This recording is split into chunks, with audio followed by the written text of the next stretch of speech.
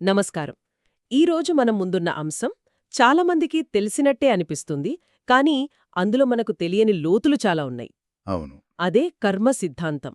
కాని మనం రోజూ వినే మంచి చేస్తే మంచి జరుగుతుంది అనే స్థాయికి మించి ఈరోజు కాస్త లోతుగా పరిశీలిద్దాం.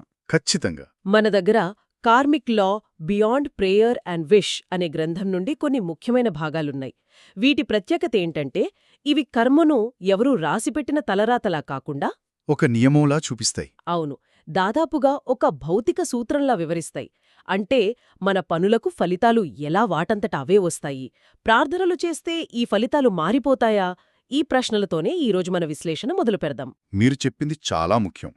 సాధారణంగా కర్మ అనగానే పైన ఎవరో ఒకరు కూర్చొని మన పాపపుణ్యాల చిట్టా రాస్తున్నారని అనుకుంటారు. అదే కదా అందరూ అనుకునేది. కానీ ఈ మూలాలు చెప్పేదేంటంటే అది బయటనించి వచ్చే తీర్పు కాదు. మనం చేసే పనిలోనే, ఆ చర్యలోనే దాని ఫలితం దాగి ఉంటుంది. అంటే కారణం కార్యం మధ్య ఉన్న ఒక సహజ సంబంధమనమాట. అవును, ఆ ఉపమానం నిజంగా కళ్ళు తెరిపిస్తుంది. దాంతోనే మొదలు పెడదామా? తప్పకుండా. సరే, ఒక పెద్ద బండరాయిని ఊహించుకోండి. దాన్ని తీసుకెళ్లి ఒక లోతైన చెరువులో పడేశారు. ఏమవుతుంది? సహజంగా మునిగిపోతుంది. టప్మని మునిగిపోతుంది. ఇప్పుడు ఆ ఊరి జనమంతా ఆ చెరువొడ్డున చేరి చేతులు జోడించి, ఓ గొప్ప బండరాయి, నువ్వు పైకి తేలాలి, ఒడ్డుకొచ్చేయ్ అని గంటల తరబడి పూజలు చేసినా, పొగిడినా ఆ రాయి పైకొస్తుందా? అస్సలు రాదు. అది భౌతిక సూత్రం. దాని బరువు, నీటి సాంద్రత, వీటి ప్రకారమది మునిగి తీరాల్సిందే. ప్రార్థనలు గురుత్వాకర్షణ శక్తిని మార్చలేవు కదా. సరిగ్గా అదే సమాధానం ఈ గ్రంథంలో కూడా ఉంది. రాదు ప్రభూ అని. ఇప్పుడు ఇక్కడే అసలు విషయం మొదలవుతుంది.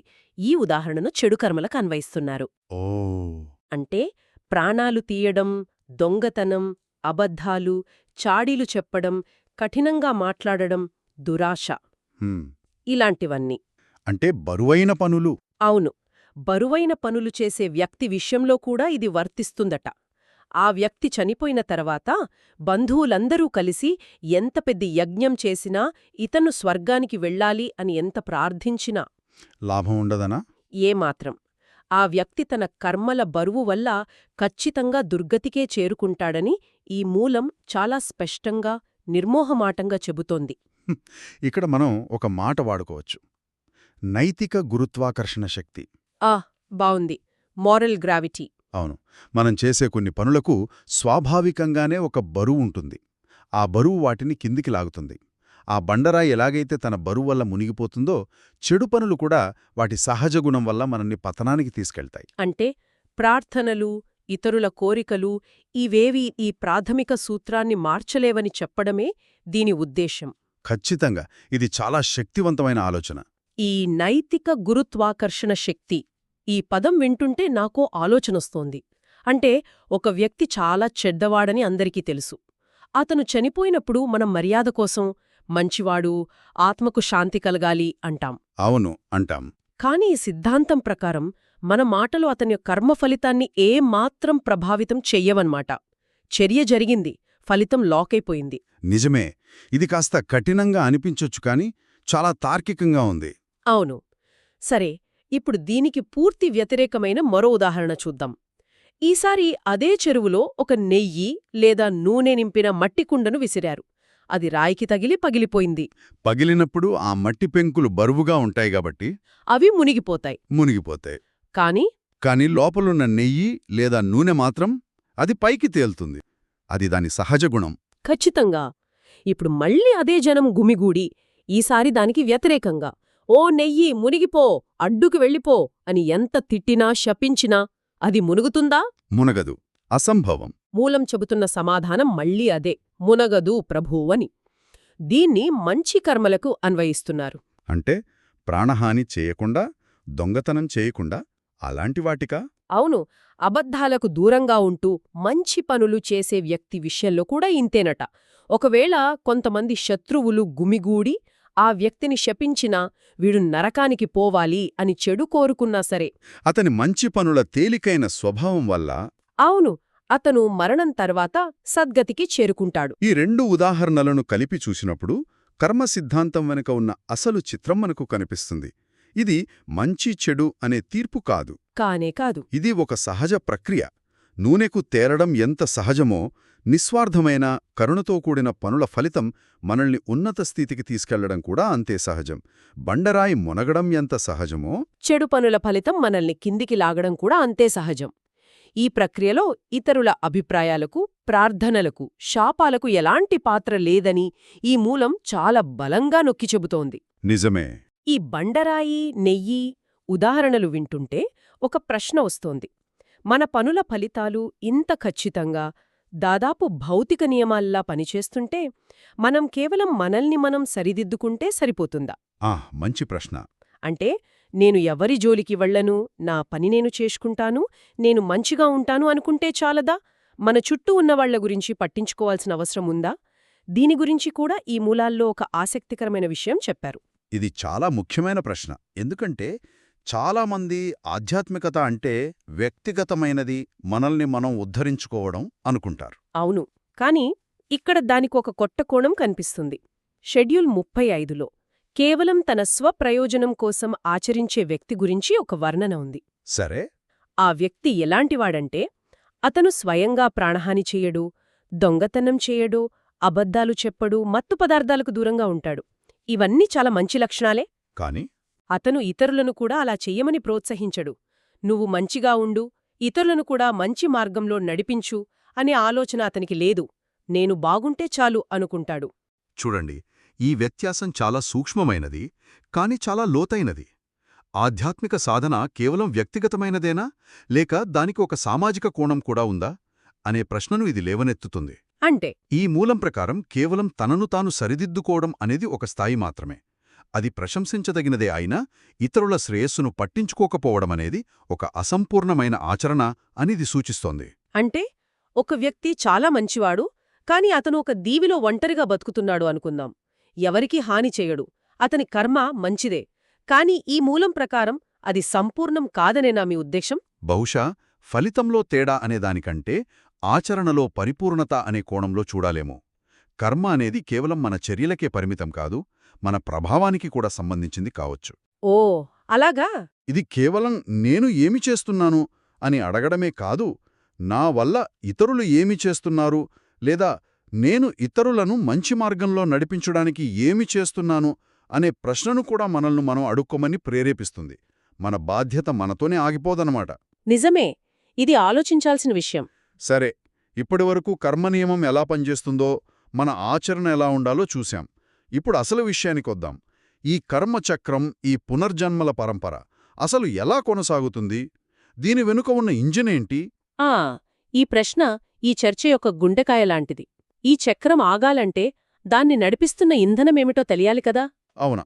36లో దీని గురించి ఒక అద్భుతమైన సంభాషణ ఉంది. ఆధారం లేదా ఇంధనం ఉన్నవాడికే పునర్జన్మ, లేనివాడికి కాదు అనుంది. ఆధారం? అవును. దీన్ని వివరించడానికి అగ్ని ఉదాహరణ వాడాలు.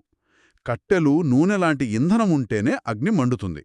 ఇంధనం అయిపోతే అగ్ని వాటంతట అదే ఆరిపోతుంది. పునర్జన్మ కూడా అంతేనట.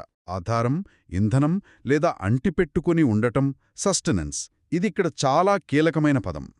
ఈ మొత్తం పునర్జన్మ చక్రానికి శక్తినిచ్చే మూలమిదే.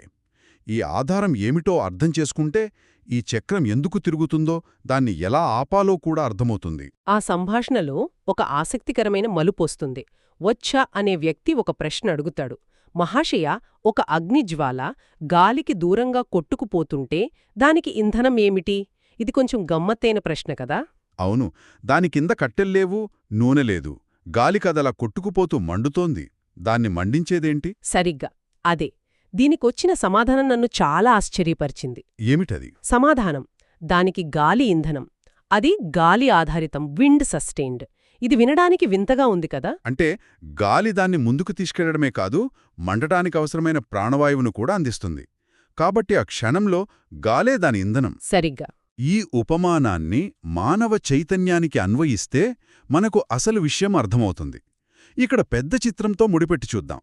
గాలి మన కంటికి కనిపించదు, కాని అది అగ్నిని ముందుకు తీసుకువెళ్తుంది, దాన్ని సజీవంగా ఉంచుతుంది. అలాగే ఒక జీవి ఒక శరీరాన్ని విడిచిపెట్టి ఇంకా మరో శరీరంలోకి పుట్టనప్పుడు, ఆ మధ్యస్థ స్థితిలో ఉన్నప్పుడు. అవును, ఆ స్థితిలో దానికి ఆధారమేమిటి? దాని ఒక జన్మ నుంచి మరో జన్మకు నడిపించే ఆ కనిపించని ఇంధనమేమిటి? సరిగ్గా ఇదే ప్రశ్న వచ్చాడుగుతాడు. ఒక జీవి ఈ శరీరాన్ని విడిచిపెట్టి ఇంకా మరో శరీరంలోకి పుట్టనప్పుడు దానికి ఇంధనమేమిటి అని. దానికి వచ్చిన తుది కీలకమైన సమాధానం. ఆ సమయంలో జీవికి తృష్ణ, క్రేవింగ్ ఇంధనం. అది తృష్ణా ఆధారితం, క్రేవింగ్ సస్టెయిన్డ్. ఒక్క క్షణం ఆగుదాం. ఇది ఈ చర్చలోని అత్యంత లోతైన విషయం. ఈ నిరంతర కర్మ మరియు పునర్జన్మ చక్రానికి అసలైన చోదకశక్తి, అసలైన ఇంధనం మన కోరిక, మన అంటిపెట్టుకునే స్వభావం, లేదా సంస్కృతంలో చెప్పాలంటే తృష్ణ. తృష్ణ అంటే కేవలం కోరిక అని సరిపెట్టలేమేమో. చెడు పనులు కాదు, అజ్ఞానం కాదు, ప్రత్యేకంగా తృష్ణ అని ఎందుకన్నారు? దాని ప్రాముఖ్యత ఏంటి? చాలా మంచి ప్రశ్న. ఎందుకంటే తృష్ణ అంటే కేవలం నాకు పలానా వస్తువు కావాలి అనే కోరిక మాత్రమే కాదు. ఇది చాలా విస్తృతమైనది. ఇది 3 రకాలుగా ఉంటుంది. ఒకటి కామతృష్ణ, అంటే ఇంద్రియ సుఖాల కోసం ఆరాటం. సరే. 2 భవతృష్ణ, నేను ఉండాలి, నేను శాశ్వతంగా ఉండాలి అనే ఉనికి పట్ల ఆరాటం. ఓ. 3 విభవతృష్ణ, అంటే బాధ, ఇబ్బందికరమైన అనుభవాల నుండి నేను దూరంగా ఉండాలి, ఇది నాకు వద్దు అనే ద్వేషంతో కూడిన ఆరాటం. ఈ 3 రకాల తృష్ణలే మనల్ని నిరంతరం ఏదో ఒక పని చేసేలా పురికొల్పుతాయి. అంటే మనం మొదట మాట్లాడుకున్న బండరాయి, నెయ్యి ఉదాహరణలకు కూడా మూలం ఈ తృష్ణే అన్నమాట. ఖచ్చితంగా. బండరాయి మునగడానికి దాని బరువు ఎలా కారణమో, ఈ పునర్జన్మ చక్రం ఆగకుండా తిరగడానికి మన లోపల నిరంతరం మండుతున్న ఈ తృష్ణ అనే అగ్నే కారణం. అదే మన చైతన్యాన్ని ఒక రూపం నుండి మరో రూపంలోకి నెడుతుంది. వావ్! ఇవన్నీ ఒకదానికొకటి ముడిపడి ఉన్నాయి. సరే, ఈరోజు మనం చాలా లోతైన విషయాలు చర్చించుకున్నాం. ఒక్కసారి వాటన్నింటినీ సింహావలోకనం చేసుకుందాం. మంచిది. మొదట, కర్మ అనేది ప్రార్థనలకు, కోరికలకు లొంగని ఒక సహజ సూత్రం లాంటిదని చూశాం. బండరాయి మునగడం, నెయ్యి తేలడం ఎంత సహజమో, మన చర్యల ఫలితాలు కూడా అంతే సహజంగా, అనివార్యంగా వస్తాయని అర్థం చేసుకున్నాం. అవును, అది మొదటి ముఖ్యమైన విషయం. మన చర్యల బాధ్యత పూర్తిగా మనదే. రెండవది, ఆధ్యాత్మిక ఆచరణలో కేవలం మనల్ని మనం బాగు చేసుకోవడమే కాదు, ఇతరులను మంచి మార్గంలో ప్రోత్సహించడం, అంటే మన సామాజిక ప్రభావం కూడా ఒక ముఖ్యమైన అంశమని గమనించాం. ఇది వ్యక్తిగత సాధనను సామాజిక బాధ్యతతో అందంగా కలుపుతుంది. ఇక చివరగా, అత్యంత కీలకమైన విషయం, ఈ మొత్తం కర్మచక్రాన్ని, పునర్జన్మల పరంపరను నడిపించే అసలైన ఇంధనం బయటెక్కడో లేదు, మన లోపలే ఉంది. అదే తృష్ణ. అవును, ఈ మూలాల ప్రకారం పునర్జన్మ అనే అగ్నికి తృష్ణ అనే ఇంధనం కారణమని మనకు స్పష్టమైంది. ఈ అవగాహనతో శ్రోతలను ఆలోచింపజేసే ఒక తుది ప్రశ్నతో ఈ విశ్లేషణను ముగిద్దాం. సరే. ఈ చక్రానికి ఇంధనం తృష్ణ అని మనకు తెలిసింది. భౌతిక శాస్త్ర నియమం ప్రకారం ఇంధనం అయిపోతే అగ్ని ఆరిపోతుంది. మరి ఈ పునర్జన్మ అనే అగ్నికి ఇంధనమైన తృష్ణను పూర్తిగా లేకుండా చేస్తే ఏమవుతుంది? ఏ ఆధారమూ లేనప్పుడు ఆ అగ్ని ఏమవుతుంది? అది శాశ్వతంగా ఆరిపోతుందా? ఆ ఆరిపోయిన స్థితిని ఏమంటారు? ఆ స్థితి ఎలా ఉంటుంది? ఈ విషయంపై ఆలోచించండి.